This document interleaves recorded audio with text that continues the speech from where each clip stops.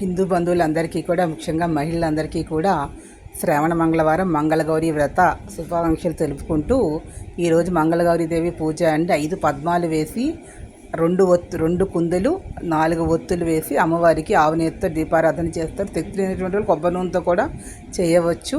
ఇలా పువ్వొత్తులే వేయాలి, కాడవత్తులు వేయకూడదు. 5 పద్మాల్లో ఇక్కడ పెట్టి ఆ పద్మాలకు కూడా పసుపు కుంకాలు పుష్పాలను సమర్పించి, దీపాలకు కూడా పసుపు కుంకాలు పుష్పాలు సమర్పించిన తర్వాత పసుపు వినాయకుడిని చేసుకుని ఆ వినాయకుడికి పూజ చేసుకున్న తర్వాత మన అక్షింతలతోటి పుష్పాలతోటి అంతా కూడా ఈ గౌరీదేవికి లోపల ఉంటుంది.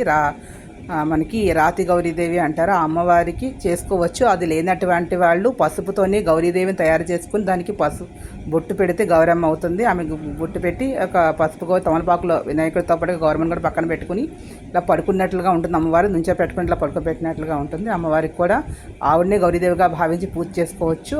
ఆచారం ఉన్నటువంటి వాళ్ళు కలసం కూడా పెట్టి చేసుకోవచ్చు.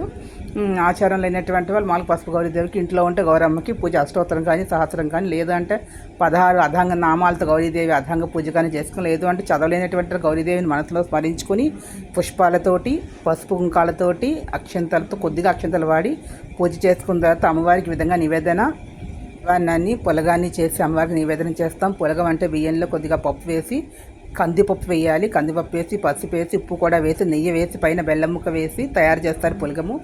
అదే తిని ఉంటారు చాలామంది. ఆచారం సాయంకాలము భోజనం చేసి ఉపవాసం ఉన్నవాళ్ళు, వ్రతం లేనటువంటి వాళ్ళు భోజనం చేయొచ్చు. వాటిగా శనగలు 5 గుప్పిలు శనగలు, తమలపాకులు 3 తమలపాకులు 2 వక్కలు, అది ఒక్కపడి కానీ పెట్టుకుని అందులో 2 అరటిపళ్ళు పెట్టి చిన్నదిగా చనివేలు చేసుకుని దాంట్లో పెట్టి అమ్మవారికి తాంబూలం సమర్పించుకోవాలి. లేదా ఇంట్లోని గడపకైనా బొట్టు పెట్టి ఒక తాంబూలం సమర్పించినట్లయితే మంచిది. ఎవరైనా వస్తే ఇవ్వచ్చు, లేకపోయినా ఇబ్బంది వల్ల అమ్మవారి అనుగ్రహం లభిస్తుంది, శక్తి వస్తుంది.